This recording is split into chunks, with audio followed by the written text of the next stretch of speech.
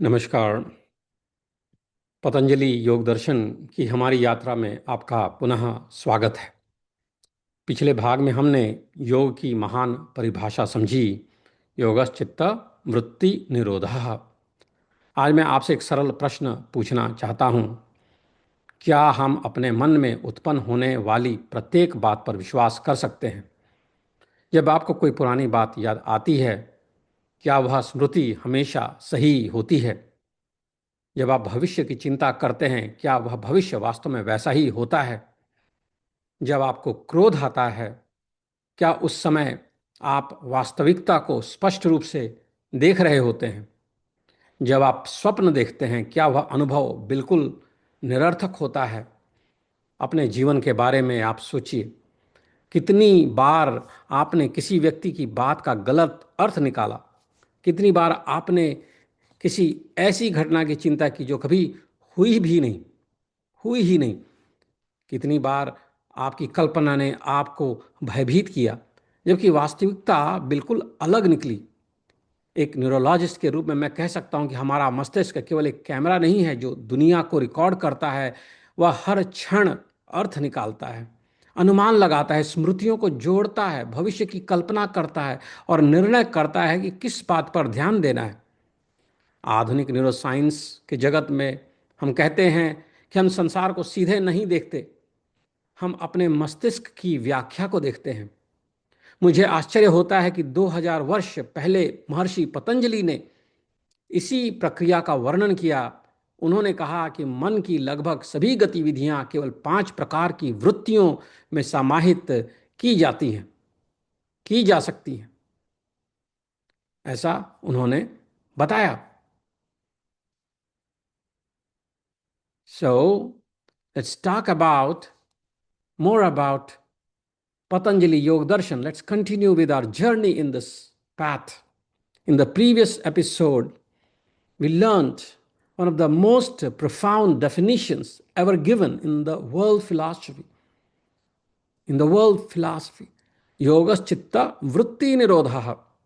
Yoga is the mastery of the fluctuations of the mind. But today, I would like to ask you a simple question. Can you trust everything that happens inside your own mind? When you remember something, is your memory always correct? When you worry about the future, does that future actually happen the way you thought it would? When you become angry, are you seeing the reality clearly? When you are angry, are you seeing the reality clearly? When you dream, is that experience completely unreal? Think about your own life. How many times have you misunderstood another person's words? How many nights have you worried about something that never happened? How many times has your imagination created fears that later proved unnecessary? As a neurologist, I can tell you that our brain is not simply a camera which is recording the reality. It is an active prediction machine. Every second, it is interpreting, filtering, filling in missing information, recalling memories, imagining possibilities, and deciding what deserves our attention. Modern neuroscience now tells us that what we experience is not reality itself, but the brain's interpretation of reality. What amazes me is that more than 2000 years ago, Maharshi Patanjali described the same process, not using MRI scanners or computers, but through careful observation of the human mind. He tells us that almost everything happening within our consciousness belongs to just 5 categories, which he calls the 5 vrittis. Patanjali योग दर्शनस्य अस्माकं यात्रायां पुनः भवतां स्वागतं करोमि। पूर्वभागे वयं महत्वपूर्णं सूत्रम् अधीतवन्तः, योगश्चित्तवृत्तिनिरोधः। अद्य अहं भवद्भ्यः सरलः प्रश्नः पृच्छामि। किं स्वस्य मनसि उत्पन्नं सर्वं विश्वसनीयमस्ति? यदा भवता स्मृतिः जायते सा सर्वदा यथार्था भवति किम। यदा भवतः चिंता भवति तत्सर्वं वास्तवमेव भवति किम। यदा क्रोधः उत्पद्यते तदा यथार्थ दर्शनं भवति किम।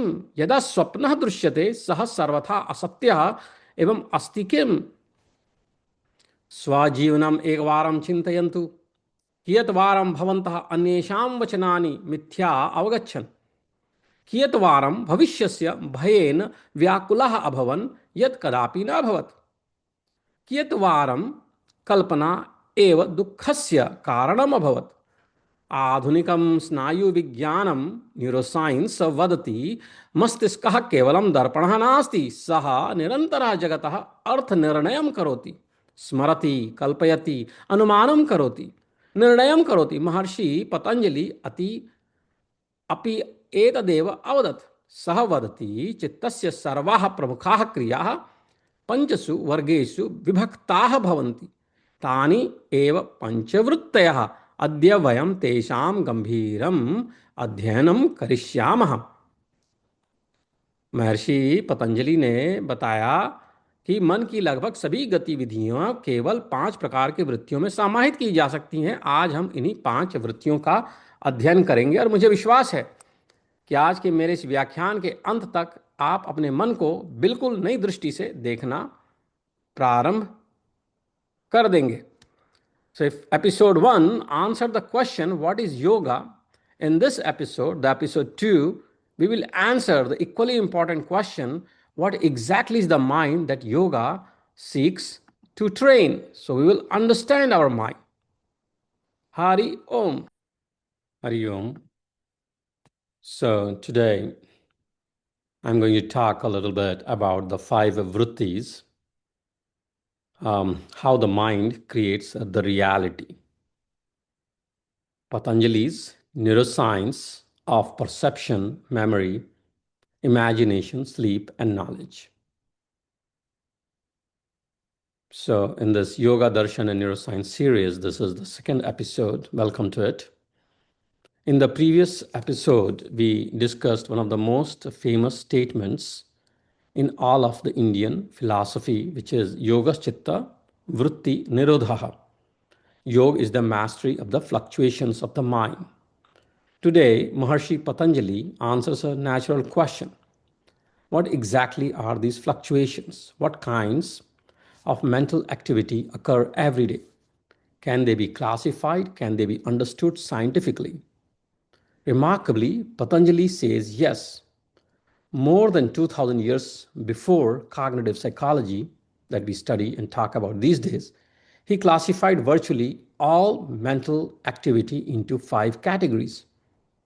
As a neurologist, I find this extraordinarily insightful. Modern neuroscience studies perception, memory, imagination, sleep, and cognition. Patanjali discusses these same functions not through MRI scanners but through careful observation of consciousness. Today, we shall study the Sutras 1.5 to 1.11 and discover why they remain profoundly relevant to the mental health study even today.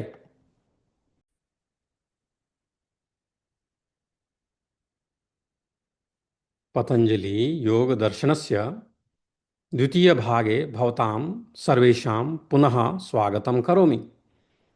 पूर्वभागे वयम् अपठां योगश्चित्त वृत्तिनिरोधः। अद्य इदानीं पतंजलिः स्वयमेव पृच्छति चित्तवृत्तयः काः? मनसि प्रतिदिनं के परिवर्तनाः भवन्ति? कीताः वर्गीकर्तुं शक्यन्ते? आश्चर्यस्य विषयः यत् पतंजलिः चित्तस्य सम्पूर्णव्यापारान् 5 वर्गेषु विभजति। आधुनिकं स्नायुविज्ञानम् अपि ज्ञानं, स्मृतिः, निद्रा, कल्पना, प्रत्यक्षज्ञानम् इत्यादीनि एव अध्ययनं करोति। अद्य वयं प्रथमाध्यायस्य 5मात् 11 सूत्रपर्यन्तम् अध्ययनं करिष्यामः। पातंजलि योग दर्शन की हमारी श्रृंखला का यह दूसरा भाग है जिसमें आप सबका स्वागत है। पिछले भाग में हमने योग की सबसे प्रसिद्ध परिभाषा समझी, योगश्चित्ता वृत्ति निरोधा। आज पतंजलि स्वयं एक महत्वपूर्ण प्रश्न का उत्तर देते हैं कि चित्त की वृत्तियां क्या हैं। हमारे मन में प्रतिदिन कौन कौन सी मानसिक गतिविधियां चलती रहती हैं, क्या उन्हें समझा जा सकता है, क्या उनका वर्गीकरण किया जा सकता है, कैटेगराइज किया जा सकता है। आश्चर्य की बात है कि पतंजलि ऋषि ने लगभग 2000 वर्ष पूर्व ही मन की सभी गतिविधियों को 5 भागों में बांट दिया है। आधुनिक न्यूरोसाइंस भी आज इन्हीं विषयों का अध्ययन करती है। आज हमारा उद्देश्य है कि प्रथम अध्याय के 5वें से 11वें सूत्र का हम अध्ययन करें। तो अगला सूत्र है वृत्तयः पंचतयः क्लिष्टा क्लिष्टाः। वृत्तयः पंचतयः क्लिष्टा क्लिष्टाः।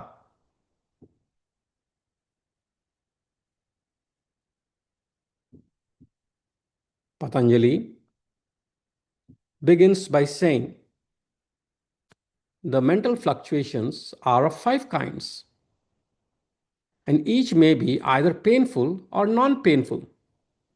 Notice something profound. Thoughts themselves are not always the problem. The same memory can inspire one person and traumatize another.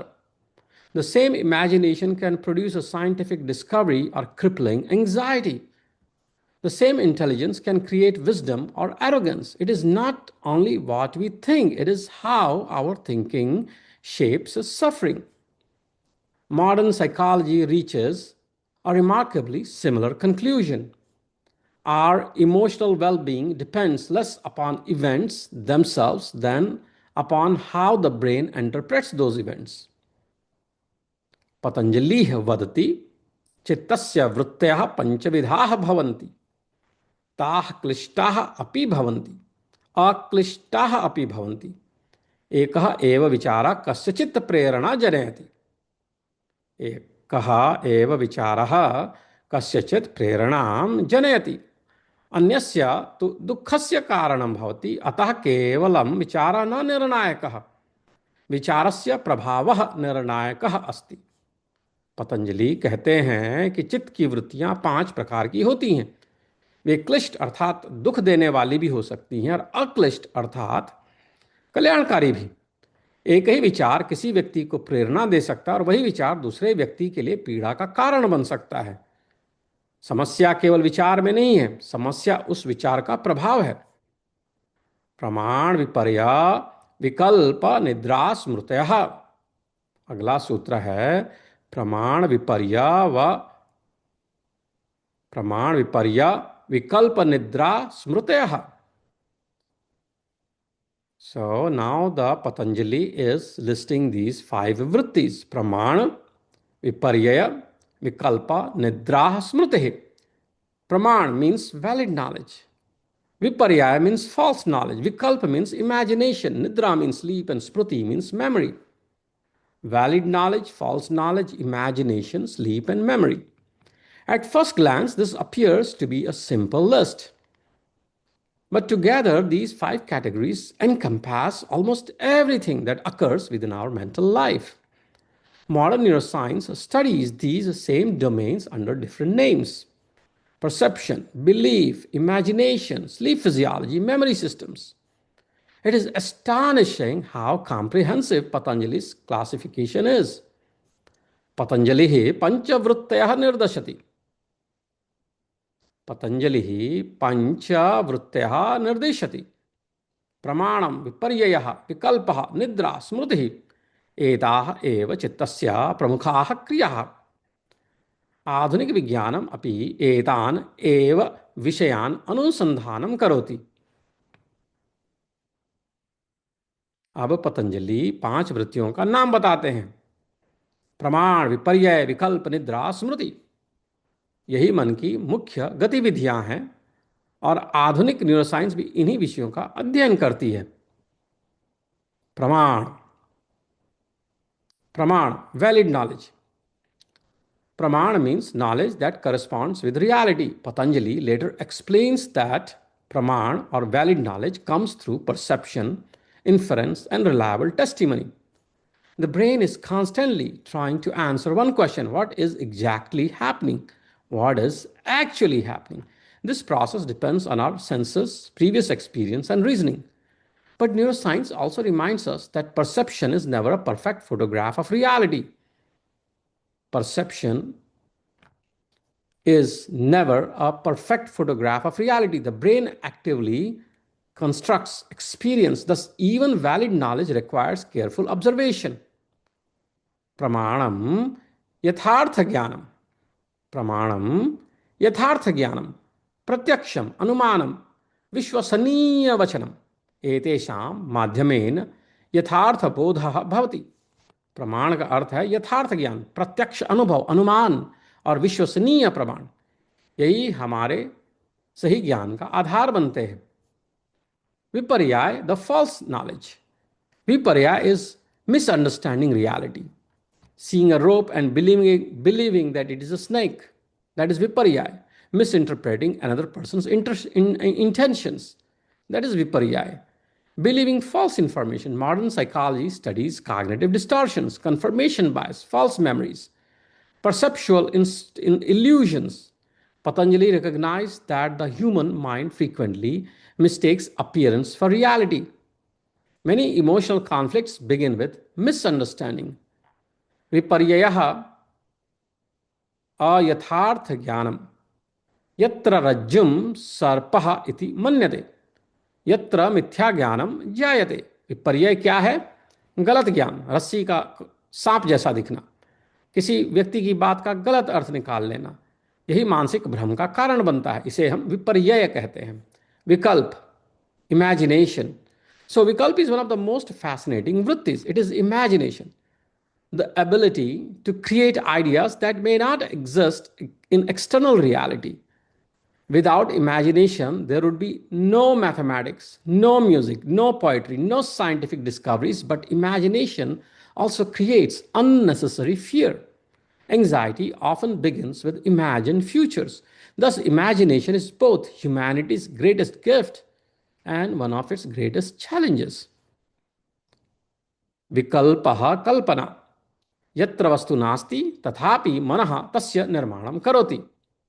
यत्र वस्तु नास्ति तथापि मनः तस्य निर्माणं करोति. कल्पना काव्यस्य जननी, विज्ञानस्य प्रेरणा, किंतु सा भयस्य कारणम् अपि भवति. सा भयस्य कारणम् अपि भवति. विकल्प अर्थात कल्पना, यही मनुष्य को रचनात्मक बनाती है. इसी से विज्ञान जन्म लेता है, कला जन्म लेती है, किंतु यही कल्पना अनावश्यक भय भी उत्पन्न करती है. Nidra. Nidra, the sleep. Many people are surprised that Patanjali includes sleep among the mental modifications. Modern neuroscience confirms that sleep is an active biological process. During sleep, the brain consolidates memory, removes metabolic waste, regulates emotions, repairs neural circuits. Sleep is not the absence of mental activity, it is a different mode of brain functions. How remarkable that Patanjali recognized its psychological importance centuries ago. Nidra api chittasya vrittihi. Nidra api chittasya vrittihi.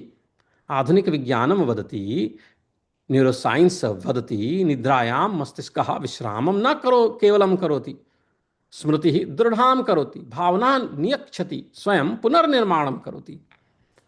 Patanjali निद्रा को भी एक वृत्ति मानते हैं. आज neuroscience बताती है कि नींद केवल विश्राम नहीं है. इसी समय स्मृति सुदृढ़ होती है, भावनाओं का संतुलन होता है, मस्तिष्क स्वयं को पुनः व्यवस्थित करता है. Smriti, the memory. Finally comes the smriti, the memory. Without memory there is no identity, no language, no learning, no civilisation. Yet memory can also become a source of suffering. Painful memories can dominate present experience. One of the goals of yoga is not to erase memory, but to change our relationship with it. Smritihi jivanasya adharah. Smrtaiha vina shikshanam na sambhavati. Samskritihi na sambhavati. Kintu dukhad smrtayah bandhasya karanam bhavati. Kintu dukhas दुःखद स्मृतयः बन्धनस्य कारणं भवन्ति। योगः स्मृतिं न नाशयति, योगः स्मृतेः दास्य भावं नाशयति। स्मृति हमारे व्यक्तित्व की आधारशिला है। स्मृति के बिना शिक्षा नहीं हो सकती, संस्कृति नहीं बन सकती, किंतु दुखद स्मृतियां हमें बांध सकती हैं। योग स्मृति को मिटाता नहीं, योग स्मृति की दासता से मुक्त करता है। So, what does this chapter tell us? Mental health message. Every thought is not true. Every memory is not permanent. Every imagination is not reality. Every fear is not a fact. Every thought is not true. Every memory is not permanent. Every imagination is not reality. And every fear is not a fact. The healthy mind learns to observe these five vrittis without becoming imprisoned by them. अस्य अध्यायस्य मुख्यः सन्देशः सर्वे विचाराः सत्याः न भवन्ति, सर्वाः स्मृतयः नित्याः न भवन्ति, सर्वः कल्पनाः यथार्थाः न भवन्ति, सर्वे भयाः सत्यानि न भवन्ति। ज्ञानी पुरुषः एताः वृत्तयः पश्यति किंतु तासु न बद्धः भवति। तो हमने इस अध्याय में क्या जाना कि हर विचार सत्य नहीं होता, हर स्मृति स्थायी नहीं होती है, हर कल्पना वास्तविक नहीं होती है, हर भय सत्य नहीं होता है। योग हमें इन 5 वृत्तियों का साक्षी बनना सिखाता है, इनका गुलाम बनने से रोकता है। In today's world, we are surrounded by information, but information alone does not create the wisdom. Patanjali teaches us to examine the processes by which the mind knows, misunderstands, imagines, sleeps, and remembers. When these processes become clear, our lives become clearer. In the next episode, we will study one of the most important principles of yoga, abhyas and vairagya, the practice and detachment. These two ideas, I believe, lie at the heart of both yoga and neuroplasticity. And as it's said in Gita, असंशय महाबाहो मनोदुर्निग्रहम चलम अभ्यासेन तो कौन्तेय वैराग्येण च गृह्यते. So we'll think more about that topic. अधुना वयं बहु सूचनाभिः परिवृत्ताः स्मः, किन्तु सूचना एव प्रज्ञां न जनयति. पतंजलिः अस्मान् शिक्षयति ज्ञानं कथं जायते, मिथ्या ज्ञानं कथं जायते, कल्पना कथं भवति, स्मृति कथं कार्यं करोति, यथा एतत् ज्ञायते तदा जीवनम् अपि स्पष्टं भवति. अग्रिम भागे वयम् अभ्यास वैराग्योः गंभीरं विज्ञानम् अध्ययनं करिष्यामः. आज हमारे पास जानकारी की कमी नहीं है, किंतु जानकारी ही ज्ञान नहीं बनती. पतंजलि हमें सिखाते हैं कि सही ज्ञान कैसे उत्पन्न होता है, गलत ज्ञान कैसे उत्पन्न होता है, कल्पना कैसे काम करती है, नींद क्यों आवश्यक है, स्मृति हमें कैसे बनाती है. जब हम इन प्रक्रियाओं को समझ लेते हैं तब हमारा जीवन अधिक स्पष्ट हो जाता है. अगले भाग में हम योग के 2 सबसे महत्वपूर्ण सिद्धांतों का अध्ययन करेंगे, अभ्यास और वैराग्य. हरिओम. ओम नमः शिवाय.